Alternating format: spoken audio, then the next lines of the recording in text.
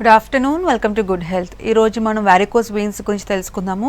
వీటికి సంబంధించి సిమ్టమ్స్ ఏ విధంగా ఉంటాయి, అలాగే ఎటువంటి ట్రీట్మెంట్ అందుబాటులో ఉందో తెలియజేయడానికి మనతో పాటు డాక్టర్ అభిలాష్ గారు ఉన్నారు. వారిని అడిగి మరిన్ని విషయాలు తెలుసుకుందాం.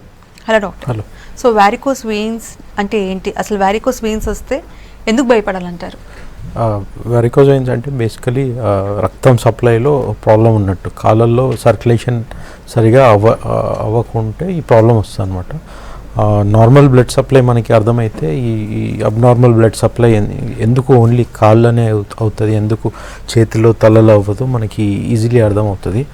నార్మల్ బ్లడ్ సప్లై ఏంటంటే అందట్లో రెండు రకాలు ఉంటుంది. ఒకటేమో గుండె నుంచి కిందికి వెళ్ళేది, తలకి చేతులకి కాలికి వెళ్ళేది ఒక దారి ఉంటుంది అనమాట. ఒక పైప్ లాగా ఒక దారి ఉంటుంది. అన్ని చోట్ల నుంచి కాళ్ళు అన్ని పార్ట్ల నుంచి చేతులు తల నుంచి అన్ని నుంచి రిటర్న్ వచ్చేది ఇంకో సపరేట్ దారి ఉంటుంది అనమాట.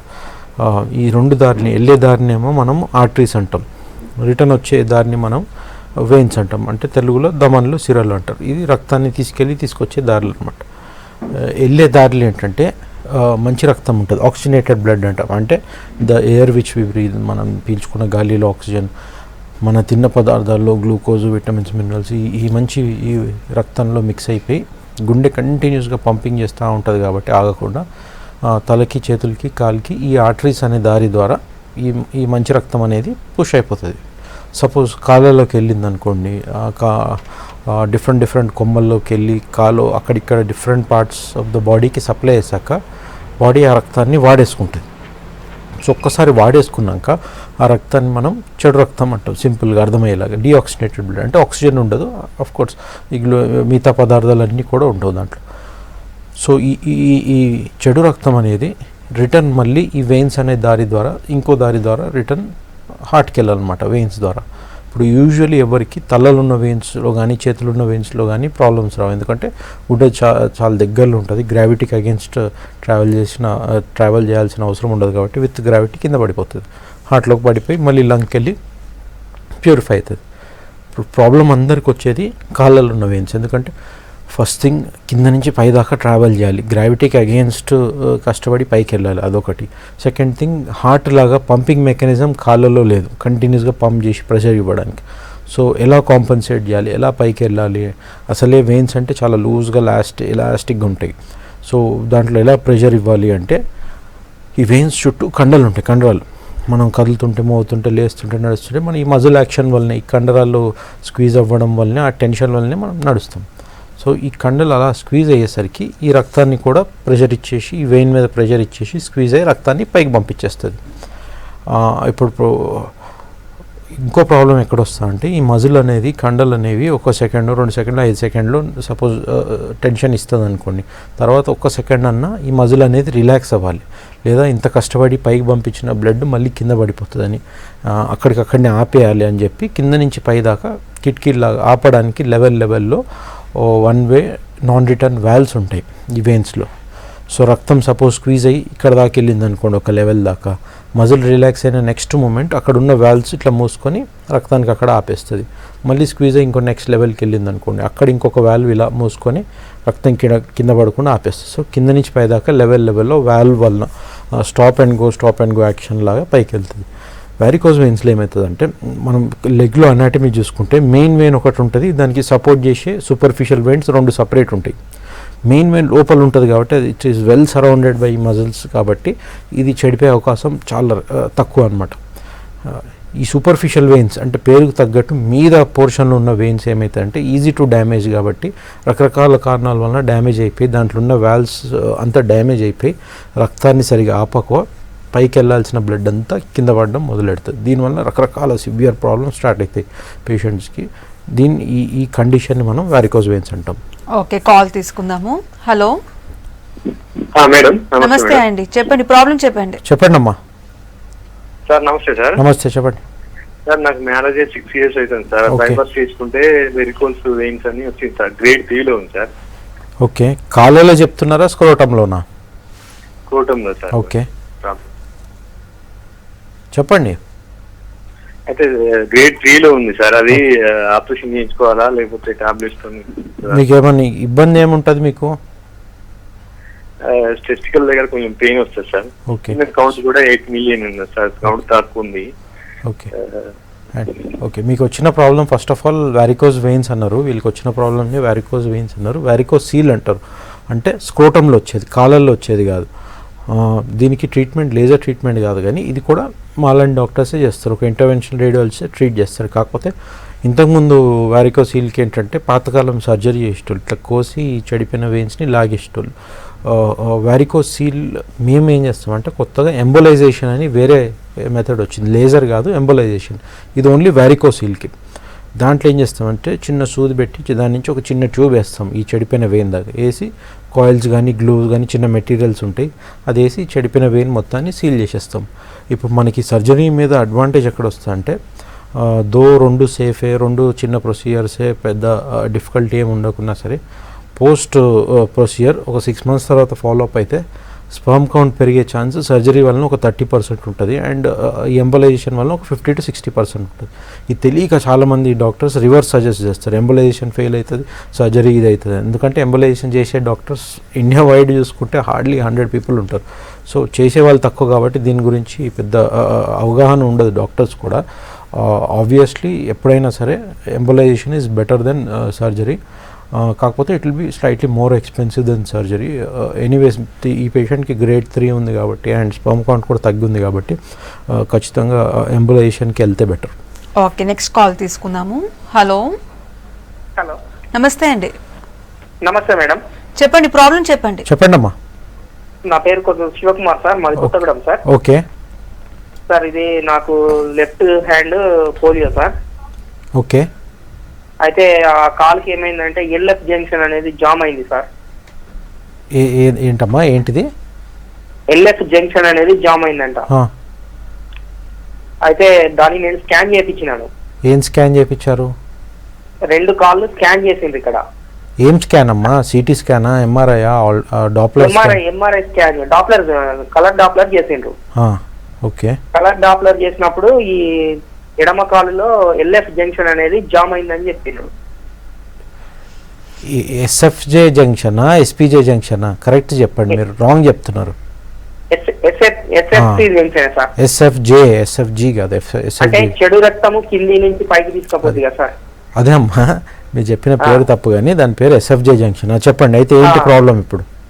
అది జామ్ అయిందని చెప్పింది సార్. అయితే ఇక్కడ నాకు గాయం తగ్గట్లేదు. ఇది పుండు అయిందా? పుండు పడ్డదా? ఓకే, రంధ్రం ఏం పడలేదు సార్, మామూలుగా ఇట్లా అల్సర్ లాగా వస్తుంది కాలు పైన. పుండు అంటే దాన్నే అంటారు. ఓకే, అదే సార్. ఇప్పుడు పుండు మీ మెయిన్ కంప్లైంట్ అయితే పుండు తగ్గట్లేదు. పుండు తగ్గట్లేదు. ఇంకేమైనా ఇబ్బందులు ఉన్నాయా? సరిగ్గా అవ్వట్లేదు. ఇంకేమైనా ఇబ్బందులు ఉన్నాయా? ఇంకేం లేవు సార్, ఇదే ఇబ్బంది. Okay, fine. సో ఇతను ideal candidate for laser treatment, and అతనికి రావాల్సిన కాంప్లికేషన్స్ అన్నీ ఆల్మోస్ట్ వచ్చేసి లాస్ట్ స్టేజ్లో ఉన్నాడు. అల్సర్ అంటే బేసికలీ ఈ వ్యారికోజ్ వెయిన్స్ వలన బ్లడ్ సరిగ్గా పైకి వెళ్ళక కింద పడి over period of several years అది ఒక స్టేజ్లో బర్స్ట్ అయ్యి పుండ్లు అవుతాయి. ఇనీషియల్ స్టేజ్లో కూడా ఆన్ అండ్ ఆఫ్ ఉంటాయి పుండ్లు, వచ్చి ఆయింట్మెంట్లు డ్రెస్సింగ్లు చేసినాక మాంతది, మళ్ళీ తగ్గిపోయింది అనుకొని వెళ్ళిపోతారు, మళ్ళీ కొద్ది రోజుల తర్వాత వస్తుంది. ఇది ఈ సైకిల్ 5-6 times రిపీట్ అయినాక లాస్ట్ స్టేజ్లో పుండ్లు పడతాయి, ఎస్పెషల్లీ ఈ పేషెంట్స్. సో వీళ్ళందరికీ ideal candidate for laser treatment అనమాట. లేజర్లో ఏం చేస్తామంటే జస్ట్ కాళ్ళు దాకా మత్తిచ్చేసి ఈ చెడిపోయిన వెయిన్ ఏదైతే ఉందో అది ఒక స్కానింగ్ మెషిన్లో మళ్ళీ చూసుకొని చేసే ముందు లాస్ట్ పోర్షన్లో చిన్న సూది పెట్టి దీని నుంచి లేజర్ని పైకి పంపిస్తాం. ఈ లేజర్ చుట్టూతో మనం మళ్ళీ మత్తిస్తాం, ఇచ్చి లేజర్ అనే దాన్ని మళ్ళీ గ్రాడ్యువల్లీ బయటికి తీసేస్తే ఆ చెడిపోయిన వెయిన్ అలానే ఉంటుంది. పక్కన చూపిస్తున్న వీడియోలాగా మొత్తం పైనుంచి కింద దాకా కొలాప్స్ అయిపోయి అతుక్కుపోతుంది అనమాట. వెయిన్ కట్ చేయడం తీయడం ఏముండదు, వెయిన్ అలానే ఉంటుంది లోపల. కానీ లేజర్ డోస్ తగలగానే మొత్తం ఈ దారి అనేది బ్లాక్ అయిపోతుంది. ఇప్పుడు అడ్వాంటేజ్ ఎక్కడ వస్తుంది అంటే లేజర్కి మనం it is not a surgery, it's a minor procedure అనమాట. అర్ధగంటలో అయిపోయే ప్రొసీజర్, అండ్ ఒక 6 గంటల్లో హాస్పిటల్ నుంచి వెళ్ళిపోవచ్చు అనమాట, day care procedure. Second thing, next day నుంచి వీళ్ళు బెడ్ రెస్ట్ తీసుకోవాల్సిన అవసరం అస్సలు లేదు, నెక్స్ట్ డే నుంచి back to work. Third thing, దీనికి 98% సక్సెస్ రేట్ ఉంటుంది టెక్నికల్, అంటే యూ డూ ఫర్ 100 patients 98 మందికి కంప్లీట్గా సక్సెస్ అవుతుంది అనమాట. అండ్ ఫోర్త్ థింగ్, ఈ సర్జరీ కాదు కాబట్టి పెద్ద మేజర్ ఇట్లా కట్ చేయడాలు తీయడాలు ఇన్సిషన్ ఏమి ఉండదు కాబట్టి అంత రిస్కీ కూడా కాదు. అయితే ఎస్పెషల్లీ ఈ పేషెంట్ ఏంటంటే అల్సర్ పేషెంట్ కాబట్టి లోపల ఉన్న ప్రాబ్లమ్ సెట్ చేస్తాము, బట్ బయట ఈవెన్ ఆఫ్టర్ లేజర్ పుండు మానేదాకా రెగ్యులర్గా డ్రెస్సింగ్ చేసుకోవాల్సి వస్తుంది. అది ఏంటో ఒకసారి వచ్చి చూపించుకున్నాక చేసినాక చెప్పగలుగుతాం. అండ్ అండర్లయింగ్ ప్రాబ్లమ్ సెట్ చేస్తే బయట డ్రెస్సింగ్ చేయగానే మానుతుంది. లేజర్ చేయించుకోకుండా జస్ట్ మీదనే పుండు డ్రెస్సింగ్ చేస్తే టెంపరీ మానుతుంది, కానీ మళ్ళీ వచ్చే అవకాశం ఉంటుంది.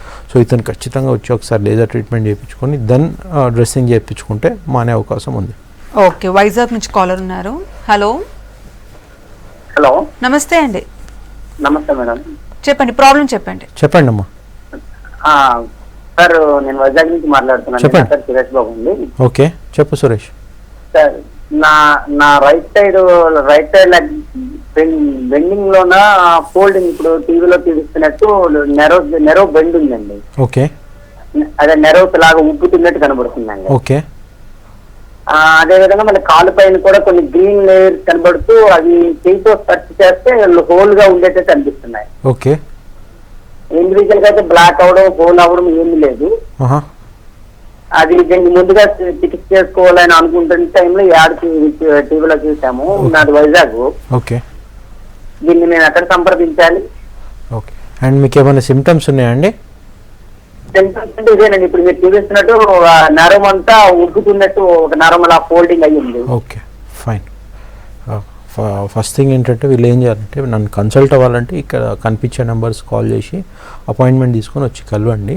ఫస్ట్ థింగ్ నేను చూసి పేషెంట్ ఎగ్జామిన్ చేసి ఏ పేషెంట్కైనా first thing varicose veins doubt ఉన్న వాళ్ళకి ఫస్ట్ థింగ్ డాప్లర్ స్కాన్ రాస్తాను. వితౌట్ డాప్లర్ మనకి సర్జరీ అవసరమా, లేజర్ అవసరమా, అసలు ట్యాబ్లెట్స్ ఏది డిసైడ్ చేయలేము. సో కలిసాక ఖచ్చితంగా డాప్లర్ స్కాన్ చేయించుకోవాల్సి వస్తుంది.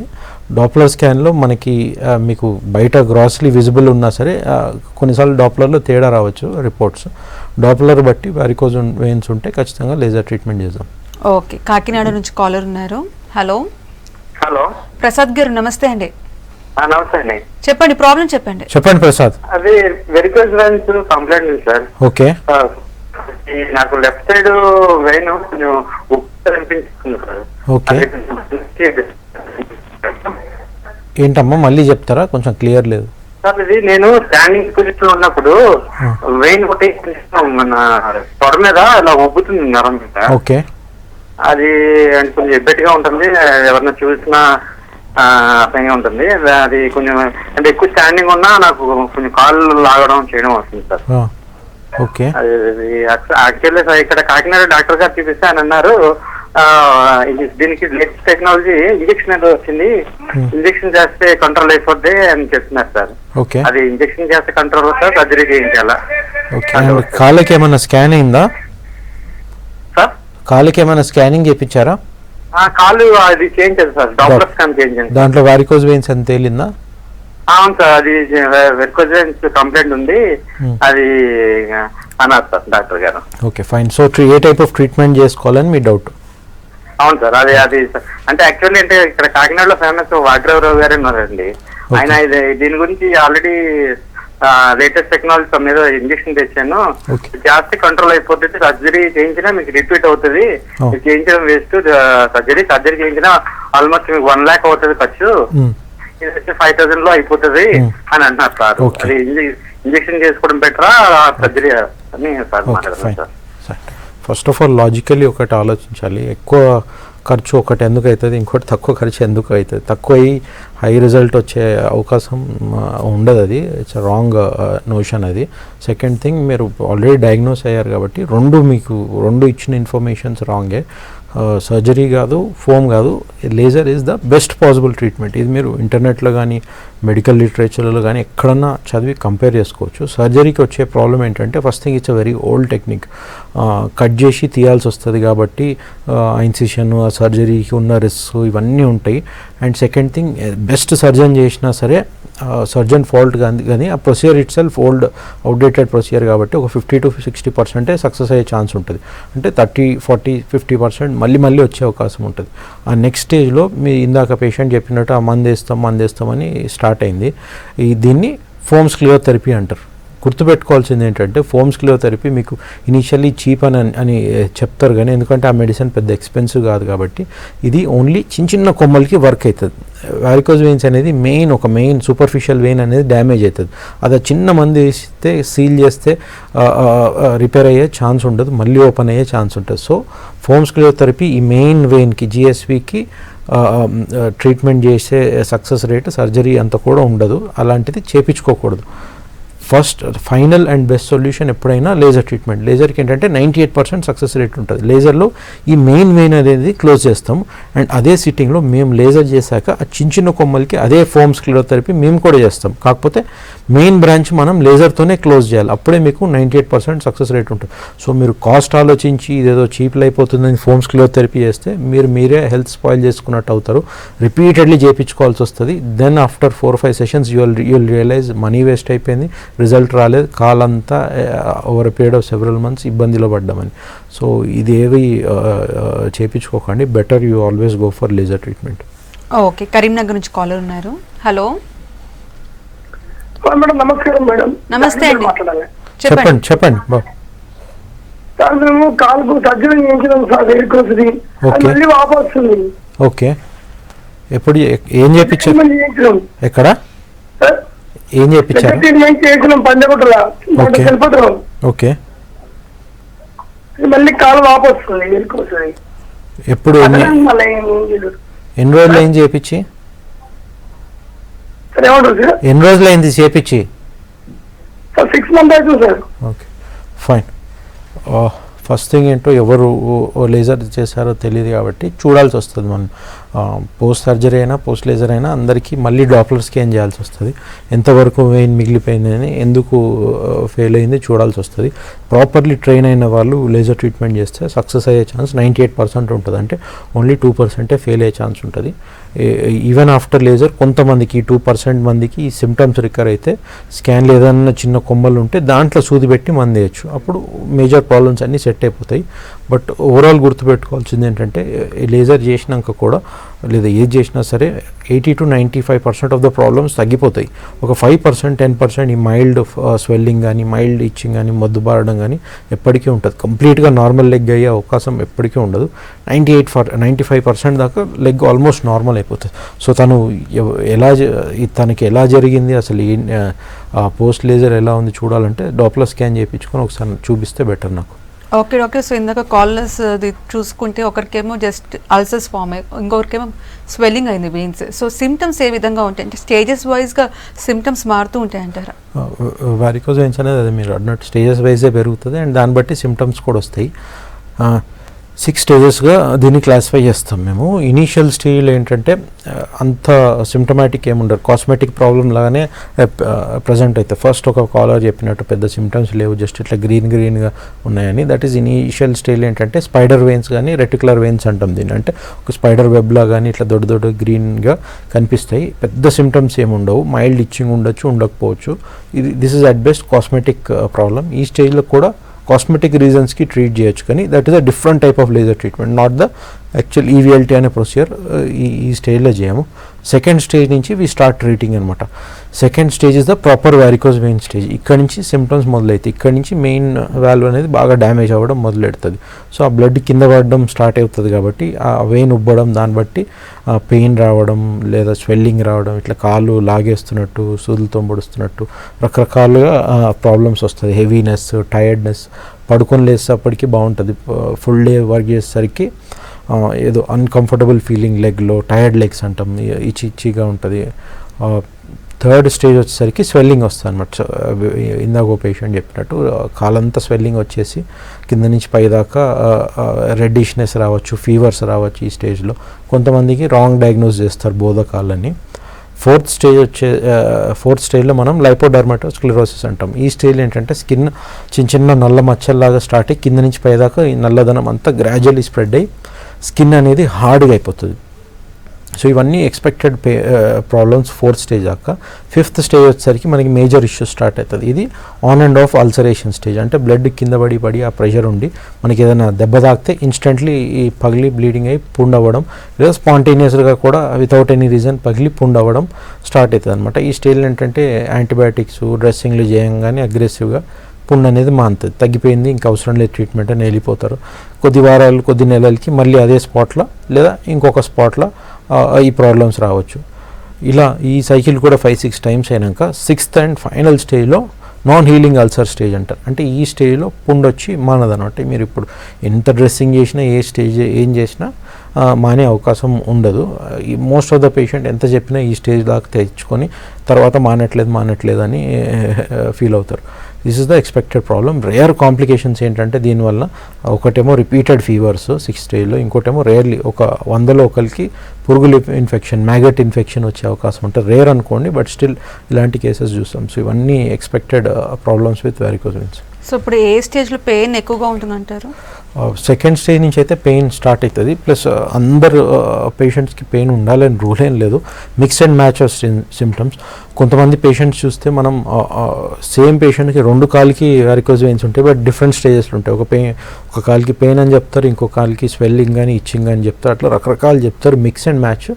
గ్రాడ్యువల్లీ కొంతమందికి వితౌట్ ఎనీ సిమ్టమ్స్ ప్రోగ్రెస్ అయ్యి డైరెక్ట్ అల్సర్ స్టేజ్కి వస్తారు, ఫస్ట్ ఒక పేషెంట్ చెప్పినట్టు.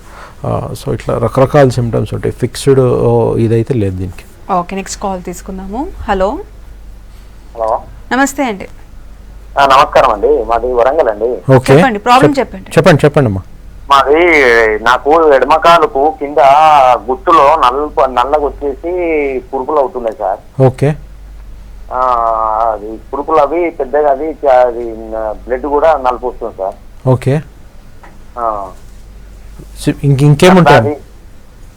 ఇంకేముంటాయి బాధలు? కాలు కొద్దిగా నొప్పి పెడుతుంది సార్, పాదము. Okay sir. ఏం పని చేస్తుంటారు సార్? నేను బిజినెస్ చేస్తాను సార్, నేను తిరుగుతా సార్. సో సెవెరల్ అవర్స్ నించొని పని చేయాల్సి వస్తుందా సార్? సో ఇప్పుడు మీ డౌట్ ఏంటి, ట్రీట్మెంట్ చేయించుకోవాలా లేదా అన్న? అవును సార్, చేయించుకోవాలా లేకపోతే ఏమన్నా దాని ప్రాబ్లం అయితే సార్ అది. ఓకే. అండ్ కాళ్ళకి ఏమైనా డాప్లర్ స్కాన్ చేయించారా? సార్ ఏం చేయించలేదు సార్ మేము. Okay, fine. సో ఈ పేషెంట్ ఏం చేయాలంటే ఫస్ట్ ఒకసారి నా దగ్గర వచ్చి కన్సల్ట్ అయితే బెటర్. అండ్ ఫస్ట్ థింగ్ అందరికి చెప్తున్నట్టే ఫస్ట్ అడ్వైజ్ చేసేది ఎప్పుడైనా డాప్లర్ స్కానే. డాప్లర్ స్కాన్లో తనకి వారికోస్ వెయిన్స్ అని తేలితే సిమ్టమ్స్ కొంచెం వేగ్గా చెప్తున్నాడు, బార్డర్ లైన్ చెప్తున్నాడు కాబట్టి డాప్లర్లో చాలా ఎగ్జాజరేటెడ్గా వారికోస్ వెయిన్స్ ఉండి చాలా లావు ఉంటే లేజర్ ట్రీట్మెంట్ చేయొచ్చు. లేదా ఇనీషియల్ స్టేజ్ ఉందంటే దీనికి స్టాకింగ్స్ వస్తాయి, సాక్స్ లాగా టైట్ ఉంటాయి. జస్ట్ అది అడ్వైజ్ చేసి కొద్ది రోజుల దాకా కంట్రోల్ చేయొచ్చు. స్టాకింగ్స్ ఏంటంటే క్యూర్ చేయవు, కానీ ఆ కాళ్ళని బాగా స్క్వీజ్ చేసి ప్రెషర్ ఇచ్చేసి సర్క్యులేషన్ కొంచెం ఇంప్రూవ్ చేస్తుంది. సో కొద్ది నెలల దాకా కొద్ది సంవత్సరాల దాకా కంట్రోల్ చేసే అవకాశం ఉంటుంది ఇనీషియల్ స్టేజ్ వాళ్ళకి. ఒక స్టేజ్ దాటాక మాత్రం లేజర్ అడ్వైజ్ చేస్తాం. ఏదైనా తను ఒకసారి కన్సల్ట్ అయ్యి డాప్లర్ చేయించుకుంటే better. Okay. So doctor, laser treatment గురించి చెప్పండి. లేజర్ ట్రీట్మెంట్ వల్ల ఎటువంటి అడ్వాంటేజెస్ ఉంటాయి? మనం లేజర్ అండ్ సర్జరీని కంపేర్ చేసుకుందాము. Then will understand the advantage of laser over surgery. సర్జరీలు ఏం చేస్తారంటే first of all very outdated old procedure. ఇది ఎప్పటి నుంచో జనరేషన్స్ నుంచి ఉంది. అండ్ దీంట్లో కూడా డిఫరెంట్ టెక్నిక్స్ ఉన్నాయి. గ్రాస్గా చెప్తాను. దీంట్లో ఏం చేస్తారంటే ఇట్స్ మేజర్ ప్రొసీజర్ కాబట్టి పేషెంట్ అడ్మిట్ చేసి 1 day బిఫోర్ మేజర్ ఇన్వెస్టిగేషన్స్ చేయించి అనస్థీషియా చెకప్ చేయించి స్పైనల్ అనస్థీషియా కానీ general anaesthesia depending on the comfort ఇస్తారు. యూజువల్లీ స్పైనల్ ఇస్తారు. అంటే వీపుకి ఇంజెక్షన్ ఇచ్చి అనస్థీషియా ఇచ్చి ఈ చెడిపోయిన వెయిన్ ఏదైతుందో పైన జాయింట్ దగ్గర కోసి ఇన్సిషన్ ఇచ్చి చిన్న తాడు లాంటిది వేస్తారు లోపల. ఈ కోసిన జంక్షన్ దగ్గర కుట్టేస్తారు. మిగతా తాడు స్ట్రిప్పర్ లాంటిది చిన్న తాడు దొరుకుతుంది, అది వేసి ఈ వెయిన్ ఎంతవరకు వస్తుందో అంతవరకు లాగేస్తారు బయటికి. ఇంకొక మెథడ్ అంటే పైనుంచి కింద దాకా సెవరల్ కటింగ్ స్కార్స్ ఇచ్చేసి దొరికినంత వెయిన్ తీయడం. ఇవన్నీ డిఫరెంట్ ప్రొసీజర్స్. సర్జరీతో వచ్చే ప్రాబ్లం ఏంటంటే ఫస్ట్ థింగ్స్ ఇన్సిషన్ ఇవ్వాలి కాబట్టి రేర్లీ పక్కన నరాలు డ్యామేజ్ అయ్యే అవకాశం ఉంటుంది ఒకటి. సెకండ్ థింగ్ ఇన్సిషన్ ఇచ్చారు కాబట్టి ఎప్పటికీ కాళ్ళకి మీద స్కార్స్ ఉంటాయి. Third thing several days major surgery కాబట్టి కుట్లు వేశారు కాబట్టి సెవరల్ డేస్ బెడ్ రెస్ట్ తీసుకునే అవకాశం ఉంది. అంటే 3 days నుంచి 3 weeks దాకా చేసిన సర్జన్ కంఫర్ట్ బట్టి దే అడ్వైజ్ బెడ్ రెస్ట్.